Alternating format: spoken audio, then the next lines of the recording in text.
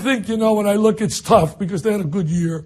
But they were 9-8 in their last 17 games. Talking Southern Cal, the Trojans. And I'll hear all about the West Coast and the East Coast bias. I don't want to buy that nonsense. Bias. It's just facts of life. Syracuse belong in this tournament. Max? Yeah. What do you think? Cuse got robbed? I don't. I understand Jay Billis's argument, too. Like, if you're a bubble team and you've shown you can beat a good team, then that's really what the tournament's about. I get that.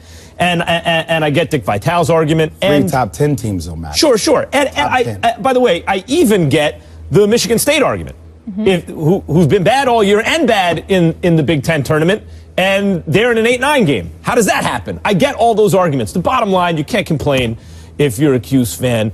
They are 18-14. They got blown out. They lost to some bad teams. If you're 18-14, what kind of a case do you really have? The best case you have is, hey, that team shouldn't be in it either, or that team is seated too high, not based on the merits of what they actually did this year. Well, a couple of things. They have a couple of really bad losses. St. John's, Georgetown, to a couple of Big East teams they shouldn't have lost. They're 2-11 on the road. I hear you on their record, but at the end of the day, you're comparing them not to the entire field. You're comparing them to the last couple of teams that are trying to vie for a position in the tournament, right? So if you have 6 top 50 wins, 3 against the top 10, that resume is exponentially better than a USC. Now, USC's best wins are against UCLA and SMU. That's fine. I understand that. But it all depends. All their wins are against the bottom tier of the Pac-12. So you're saying that we're not going to award a team that's beaten 6 teams, even though they're all at home, in the best conference in America. Essentially, it almost seemed like the NCAA was saying, we don't want the ACC to get 10 teams in the tournament. Yep, maybe. We want the Pac-12 to get 4 teams in the tournament, and we want the ACC to get 9. You want geographical representation. Here's the whole point. I don't know if I have a problem with a committee that says we want 4 teams from the Pac-12 as opposed to 10 teams from the ACC. I mean, as far as I'm concerned, knowing what the NCAA tournament entails. If you go into a season and you can't manage to be in the top 10 in the ACC, shame on you. You got to figure it out. 18-14 is 18-14. But let me go down the list again, because you certainly know more than me on this subject. And the bottom line is I haven't seen all of these teams. But here's what I have seen. I've seen Louisville play this year. You lost to them twice in the latter part of this season. I'm looking at these other 2 losses. Not only did you lose 3 straight, Pittsburgh, Louisville, and Georgia Tech, and 4 or 5 because you had that second loss to Louisville when they were ranked 7th in the nation. Fair enough. Okay. Pittsburgh was unranked when you lost to them. But then I'm going up a little bit further. It's not that you lost to North Carolina. It's not that you lost to Notre Dame. It's that you lost convincingly. This is when you're 16-9. This is as the tournament is approaching, the conference tournaments and ultimately the NCAA tournament. You know, if you're Jim Boeheim, which he does know, you know what this means. You know what you've got to do.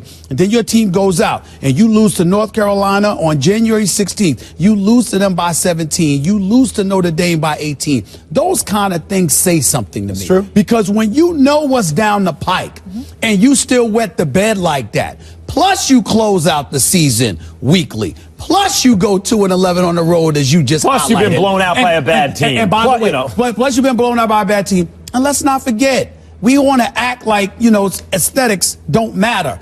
But when you talk junk about a whole city before, like Jim Boeheim talked about Greensboro, that's going to ruffle some people's feathers. They're not inclined, when you alienate Joe Public, they're not inclined to give you the benefit of the doubt. Jim Boeheim, who I am very fond of, I like him a lot, he's had a rough couple of years. Okay, a rough couple of years. And the Jim Boeheim that we once saw with John Thompson and Lou Carnesecca and all of these boys and to a lesser degree Rick Pitino and others, you once talked about him on that level, just about wins and losses. Now you find him in the news for different reasons. They did go to the Final Four last year. I know, no question. No question about it. I'm just saying you find him in the news for different reasons. Those are the kind of things where I'm not questioning his record. I'm not questioning whether his cachet deserves it, because it clearly does. I'm saying when you alienate people at the wrong time and you on the bubble, you done messed up. Yeah. I would say 3 things. Number 1, I think it's very ironic that in the first round of NIT, Syracuse is playing UNC Greensboro.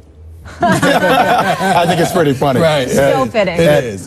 So number 2, there's no way I don't think Jim Boeheim's now going to retire. Right. The fact they didn't make the tournament, I think he's going to come back and try to prove He it should once come again. back. He should come back. He should come back. And look, coaching keeps all these guys young. And number 3, my last qualm is just with the committee.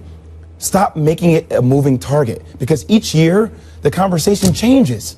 Is it road wins? Is it who you're beating? Is it your RPI? Is it your strength of schedule? Are you coming from the best conference? It seems like each and every year they come up with something that's wrong and it changes. No, just tell me what the parameters are and stick with it each year so these coaches or these schools know what they need to fulfill in order to make their resume the best possible case. I think the most convincing argument for them is in a one-and-done tournament where the best team doesn't always win. The team maybe that should get the benefit of the doubt is the team that's shown they can beat good teams. Yes. Even if they have bad losses. To me, that's probably the most convincing argument, but 18 and 14. Well, USC has had multiple opportunities to be great teams in the Pac-12. They've only beaten 2.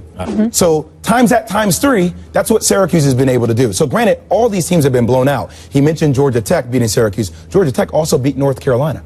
So it goes to show you the volatility of the ACC and how good of a conference it is. Yeah, too much gray area there. Exactly. You're going the Tobacco Road National Championship, and I am. I think it's going to be a great tournament. First off, if Duke and Carolina meet for the 4th time, all 3 times have came down to the wire, and I think the 4th would be even bigger on the national stage. Who you got? I have Duke winning the whole. I just think it's going to be interesting for all the stuff that Duke has gone through with Grayson Allen, the injuries, Coach K being out. It would be fitting that Grayson Allen would win his 2nd championship and go down as one of the greatest ever to play. Of course, that's how it'll happen. Of course, he's going to be one of the most hated players ever in Duke history. I just have a feeling it's going to work out. We love a good villain, Jay. We Will, always you know do. this, right? 30 for 30 coming down the pike. All right, you better get some coffee because you got a full 24 hours ahead of you. Stephen A. is going to give us his national champion towards the end of the show. Looking forward to that. And we'll be doing a lot of stuff on social media later with the brackets right after the show.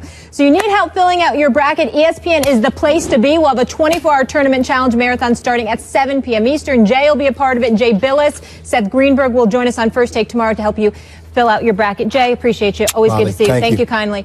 Golden State lost to the Spurs on Saturday night in a battle of the top